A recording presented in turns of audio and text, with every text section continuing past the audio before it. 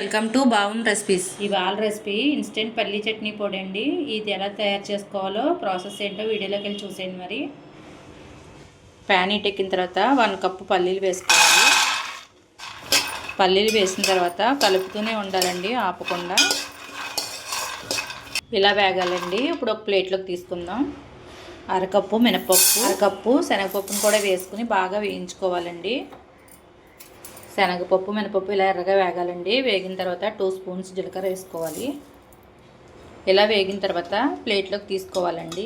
అదే ప్యాన్లో మనం తినే కారానికి తగ్గట్టు ఎండుమిర్చిని యాడ్ చేసుకోవాలి. ఒక గుప్పుడు కరివేపాకు కూడా యాడ్ చేసుకోవాలండి. కరివేపాకు క్రిస్పీగా అయ్యే వరకు వేయించుకోవాలి. కరివేపాకు ఎండుమిర్చి వేగిన తర్వాత చింతపండు వేసుకోవాలండి. ఇది కూడా ఒకసారి ఫ్రై చేసుకోవాలి. రుచికి సరిపడా కళ్ళుప్పును కూడా యాడ్ చేసుకుని ఒకసారి ఫ్రై చేసుకోవాలండి.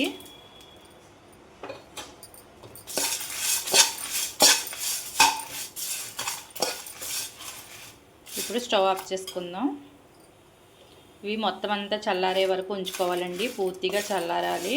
వేయించి పెట్టుకున్న శనగపప్పు, మినపప్పు, ఎండుమిర్చి, ఉప్పు, చింతపండు అన్నీ ఒకసారి మెత్తని పౌడర్ చేసుకోవాలి. ఇలా మెత్తగా పట్టుకోవాలండి.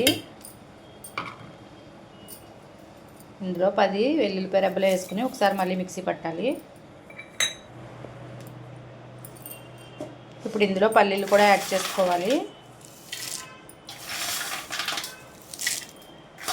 పల్లీలు కూడా వేసుకున్న తర్వాత మెత్తగా పౌడర్లా చేసుకోవాలండి. ఇలా పట్టుకోవాలండి మెత్తగా.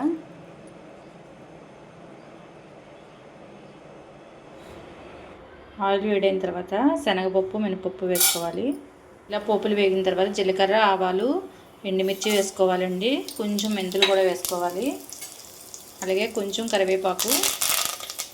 కరివేపాకు ఇలా క్రిస్పీగా అయ్యే వరకు వేయించుకోవాలండి. ఆయిల్ కూడా చాలా తక్కువ వేసుకోవాలి. ఇప్పుడు పల్లి పొడిని యాడ్ చేసుకోవాలి. ఇలా యాడ్ చేసుకున్న తర్వాత ఒకసారి కలుపుకోవాలి. రెడీ అయిపోయిందండి ఇన్స్టెంట్ పల్లీ పొడి.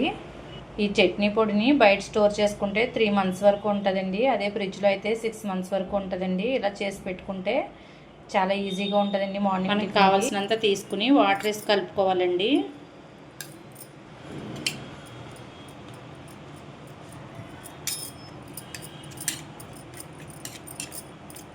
ఇలా కలుపుకున్న చట్నీ ఇడ్లీ, దోశ, ఉప్మాలోకి చాలా బాగుంటుందండి. ఒకసారి ట్రై చేయండి. ఈ వీడియో కనుక నచ్చితే లైక్ చేయండి, షేర్ చేయండి. మరిన్ని రెసిపీస్ కోసం సబ్స్క్రైబ్ చేయండి.